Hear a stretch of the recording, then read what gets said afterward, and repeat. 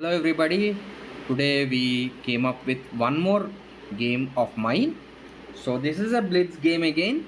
So which is less than 3 minutes. Yeah. Now let's see. I am playing black, and my opponent opened with e4, c5, and knight f3, e6, and c4.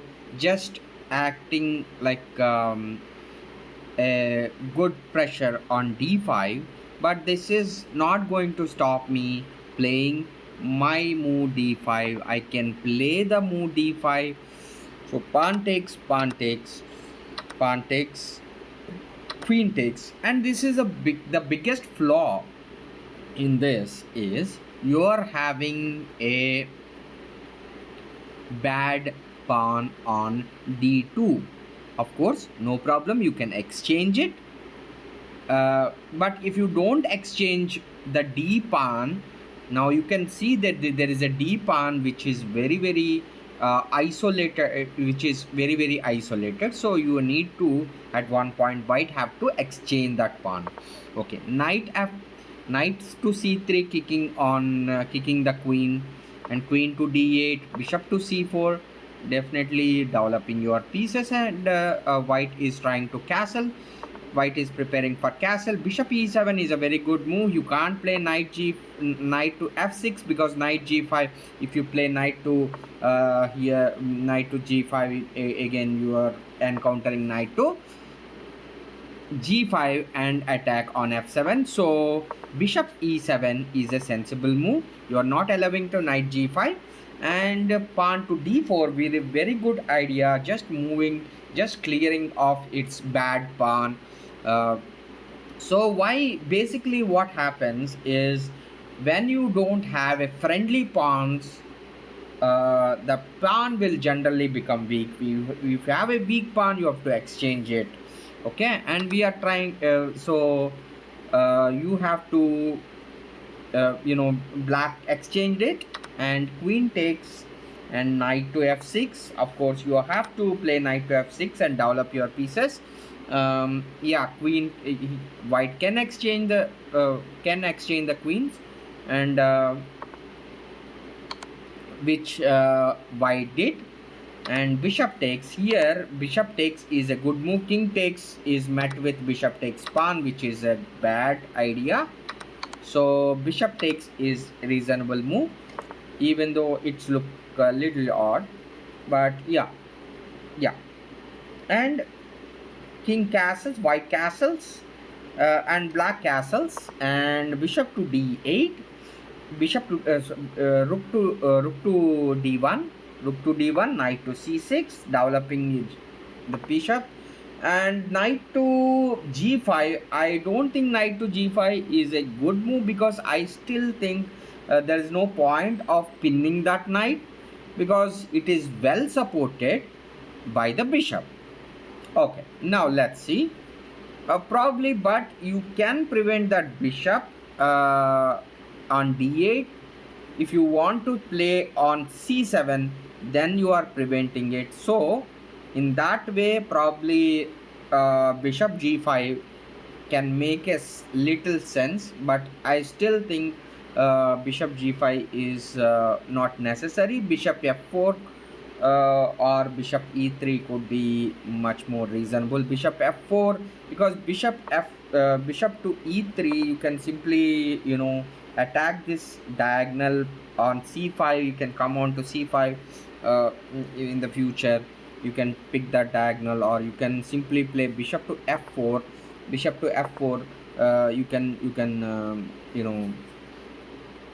can play bishop to f4, taking that diagonal. Okay. Anyways, black have to slightly on the, no, I don't say it is equality, I can say, but slightly in in development, it have to develop all its pieces. Slightly white is ahead as of now. So white have to develop as quickly as possible. Bishop to g4, pinning that knight, Knight to d5. Again, knight to d5 does not make any sense here. You are exchanging the pieces. You are when you are completely developed and exchanging pieces, it is good for black. The more pieces are exchanged, it will be closer to equality. So knight takes knight, bishop takes bishop, and rook takes and bishop takes knight. And here, and it is slightly, you can say both are equal, and rook to d6, and this is the bad move which is played by black. Okay, and the opponent have a simple tactic to win it. Bishop takes, you are just simply taking it, takes it, and rook takes it. You can win a piece, and certainly I missed the tactic. I mean, I missed the tactic, and bishop rook d6 is a very bad move. Rook d6 is a bad move, and my opponent also missed that. He played pawn h3. He did not see the tactic of bishop d6. Probably here I can say bishop to d7 to some extent is okay, because now maybe this is slightly better anyways, because you have a support of rook bishop if you play rook to d7 anyways. h3 and pawn take, bishop takes knight, and now this tactic won't work anyways. Yeah, bishop takes rook, rook doubling the rook, which is very necessary because another rook is not doing much. Yeah, and rook takes rook, rook takes rook, and rook to d1. Rook to d1, you can play rook to d1, but it is going into an ending of knight versus bishop. Now what are the other possibilities? You can simply, if rook e1 is also not very effective, because king can come to e5, king can come to something like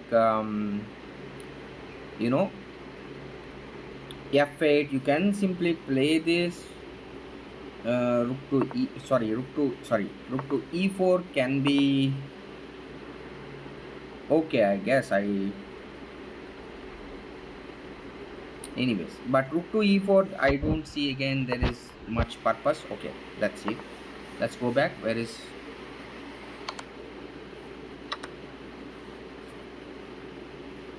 okay, so again white chose to simply exchange the piece, so black have no better choice, because knight versus bishop ending, probably here knight could be like slightly better in my opinion.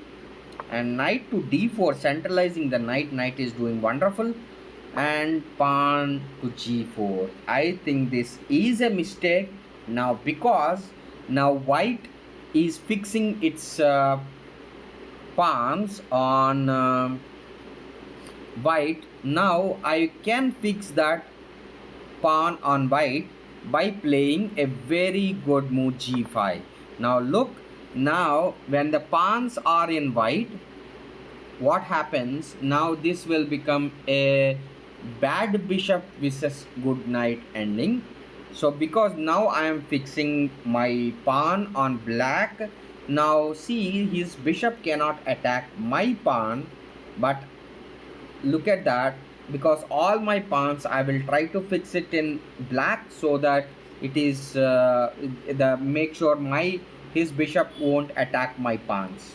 Now pawn to f3, and look at that, now slowly it is uh, fixing, white is fixing its pawns on white squares.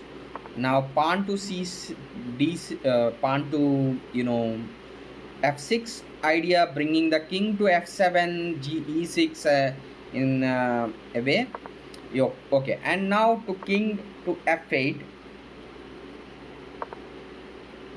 king to f8, and I mean, when you are in time pressure, you try to save pieces. Place your pieces in black so that you can avoid unnecessary checks. So knight king to d4, king to e3 and attacking the d4 knight, and simply quietly playing to knight to e6. Why e6? Because you can simply go to f4, knight to f4, and at any point you can simply attack the h3 pawn. Now um, king to e4, and I'm bringing my king because knight f4 is there is no urgency for knight f4. Now bishop to, definitely bishop to c2, h3, bishop to simply attacking, probably at one point he will attack that h7 pawn, so simple move. And this is the blunder played by simply king want to come to g6 and try to attack it, and this is the blunder, and opponent missed the tactic knight to d4. So opponent missed, even I played a blunder rook to d6 and opponent did not find the tactic, and then now opponent played a blunder, but I did not miss out for the tactic knight to d4, and simply king g6 even takes it, and after that this is going to be a simple winning advantage for white, black. So simply it's very easy, but you have to be little careful because you have to guard that queening square and then push the pawn. Okay, and this is how black won. Thank you.